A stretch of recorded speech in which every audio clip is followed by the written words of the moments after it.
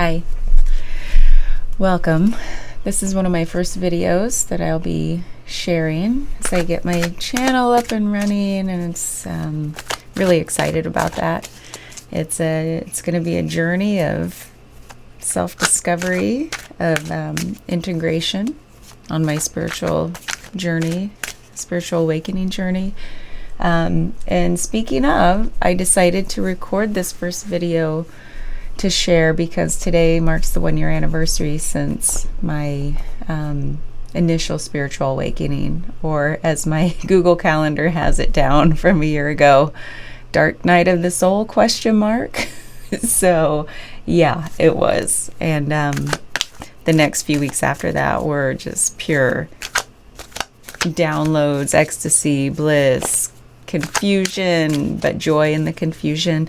And then things over the course of the years settled into this little bit of a roller coaster, trying to find my footing. And I think the name of the game is integration for me. So it's been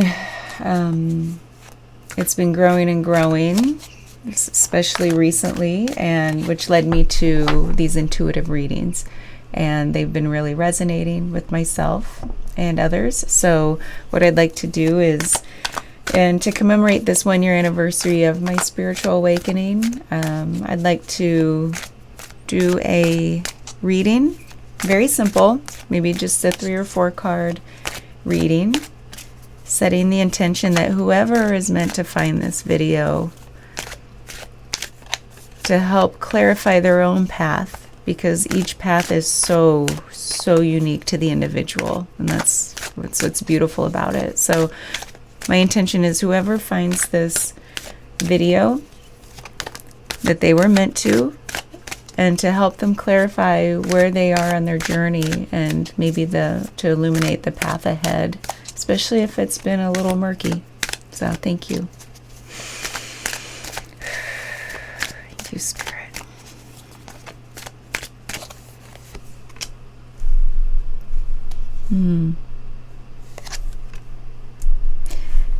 By the way, I don't necessarily read reversals, but I'll leave it there just to remind myself that it came out in the reverse, and just to maybe see if that's the energy that wants to come out of that card. Ooh, talk about this path of spiritual awakening. Let's do a 4 card. Oh my goodness. And then the overall energy. So I laugh sometimes because I truly, these are the things that really make me feel like, yes, I should be doing these readings, because every time I ask Spirit or set the intention for what the reading should help with, should help clarify, illuminate, yeah, it's just like boom. It's like a mic drop moment every time, and I just laugh.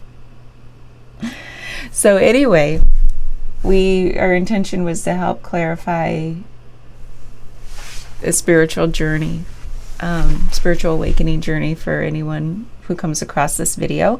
And again, if you've come across it and it doesn't resonate, that's fine. Maybe like hit the little save button for later, and maybe come back to it at another point, and then you can delete it from your saves if it's like, nah, that doesn't resonate. So anyway, the overall energy is, this is the card of a healing journey. So they're going from, and by the way, this is the 6 of Swords. So they're going from kind of these less calm waters over to the calmer waters. And the swords here, it's like, and they have some maybe family members with them, and they're kind of moving on a path of healing.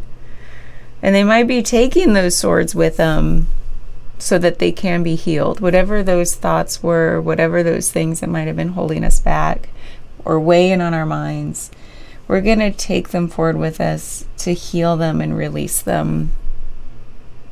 It's not like denying that they ever existed, but it's like true integration. And that's how I'm reading this card today. It's a journey of integration. So the first card here is the 7 of Pentacles. And this is showing me this person is, they look maybe a little defeated, feeling just like, maybe tired, maybe like, where do I go from here? Maybe having patience for what's being revealed, what's growing inside of them. And it really is just a call for patience, because again, each path is unique and not all is revealed yet right here about the way forward, but just have patience that's coming. Like, stay the course. Things will germinate and they will grow. The next card is the Seven of Wands. Again, I pulled it in the reverse, but you can see it in the upright. Sometimes I see this as like being overly defensive or being on guard about something. And so maybe if this were read as a reversal, maybe it's a call to let down your guard, because that's how spirit can enter, like bringing in a softness for this path that you're on. And it's kind of like, there's no need to be defensive. What are you really defending? We think about the self, the ego. This is a solo journey, so there's all defenses can come down. You're in a safe space, and if not, you can create your safe space for this journey. It's a time of cocooning, going inward, and so you can block out the noise that it doesn't serve you, and then you can let down your guard. And that's really a humility that comes with letting down your guard and knowing that all of this abundance of spirit is right there for you to tap into to help light the way forward through this. And the Tower is really saying, yes, get ready for a big change. And it's saying that you are ready. If we're going to let down our guard, Spirit's going to work its magic within you. And there's this card also speaks to me to say, if you truly want to emerge from this journey renewed, with renewed life, with renewed perspective, with knowing your true self, which is really what it's about. Knowing who you are underneath it all, before the world got in the way and put all those layers of cloudiness around you, or you pulled them toward you. It's letting that go, and there's a newness beyond this card. This is a tearing down of old structures, letting down your guard, letting things go that no longer serve you. And there will be a swiftness about it. As soon as you surrender, things happen very quickly, very quickly. And it's all for the better. Things may feel challenging because it's a solo journey. It's sometimes difficult to know who to turn to for support. That's where seeking out a safe community might help. People who may be on the same journey, even though it doesn't look like yours, there are common themes, and there's some comfort in finding those people or those mentors.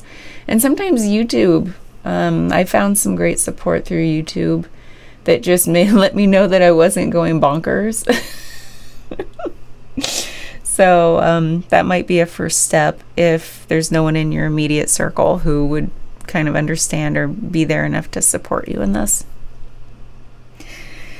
And then the Devil. So the Devil in reverse is kind of cool here. Here's the Devil. These might seem like some intense energies, and they are intense, which is fitting for our intention we set of the spiritual awakening path. The Devil in reverse here, I take that to mean, usually I think of the Devil as like, maybe we've had some self-sabotaging behaviors that have kept us feeling restricted or constricted, restrained. And so maybe in the reverse, it's saying, let those go. They're false anyway. You don't need them anymore. Or This could also say that once this transformation begins to happen with the Tower card, those will naturally fall away because they're no longer relevant to your aligned path, where you are in alignment to your true self, your true nature. Things start losing relevance. What used to maybe have you in its grip will just fall away. It just does, because it's no longer relevant to who you know yourself to be, or who you know yourself that you are becoming. And things just naturally fall away. So I take this to mean, don't stress about what might still be considered a vice as you go through this, because what you resist persists. And that's going to keep you in a cycle of the swords here, like all up in your head, really beating yourself up about maybe the inability to let go of what doesn't serve you. Because when you go through this abrupt change, and you come to know what's underneath it all, and you realize the oneness of everything, which is a gradual unfolding. You get glimpses sometimes, and then it just stabilizes into just knowing and truly feeling the oneness. That other stuff that kept you out of oneness just falls away. You no longer crave it. If it was a physical craving or something else that just weighed on your mind a lot, it just naturally dissipates. So don't worry too much about this. Just know that that's what this is saying. That's just the light at the end of the tunnel. That stuff's going to fall away. And so don't resist it. Keep doing your thing, as long as you're letting down that guard, as long as you're surrendering to the moment and trying to stay present to what's happening now. Always anchoring inward so that you can hear spirit, feel spirit speak to you. And when I say spirit, I mean maybe it's your higher self, maybe it's just the quiet, and then things start to bloom in your awareness that maybe didn't have the chance before the surrender. Okay, so what I'd like to do in just a couple more minutes is, going along with this overall energy. This is an archetypal deck, and there's some big themes here that can be revealed. And maybe let's set an intention that, what is something that we might need to look at more closely through this journey. Like maybe what would have the biggest impact for us on this journey right now if we could shine a light on it. Something that's in our shadows that can be illuminated to help us forward on this path. Thank you. The Hunter. It's a beautiful card. There's a horse. Isn't the artwork amazing?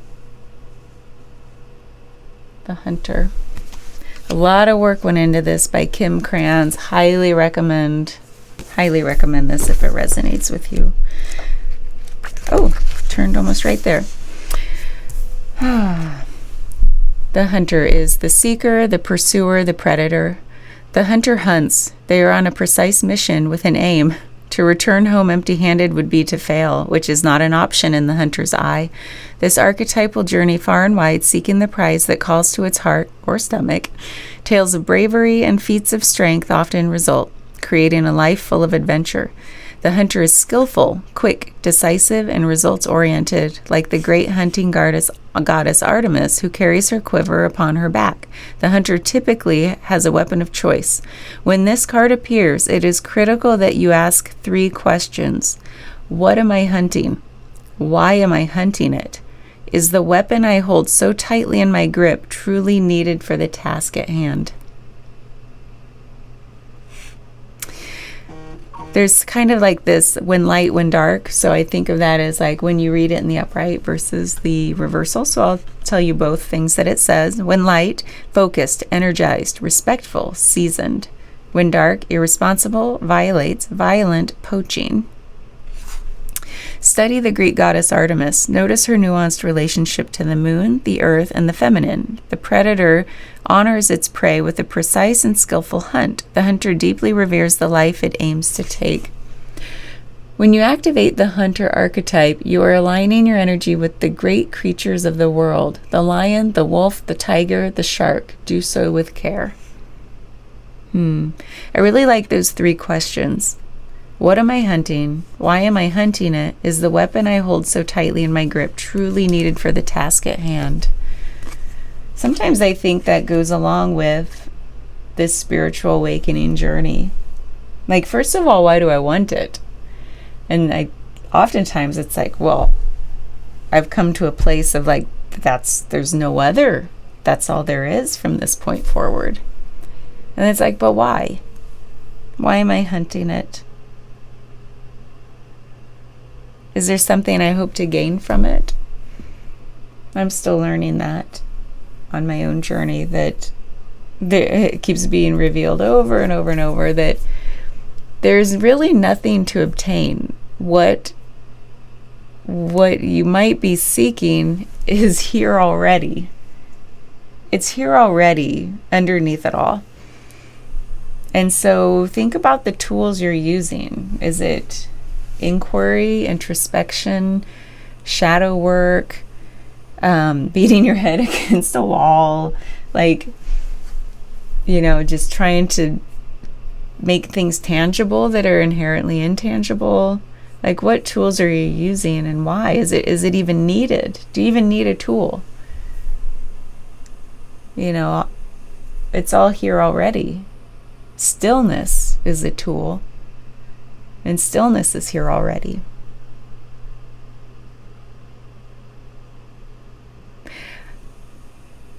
I feel like that's all that's wanting to be said right now for this video. Thank you for watching.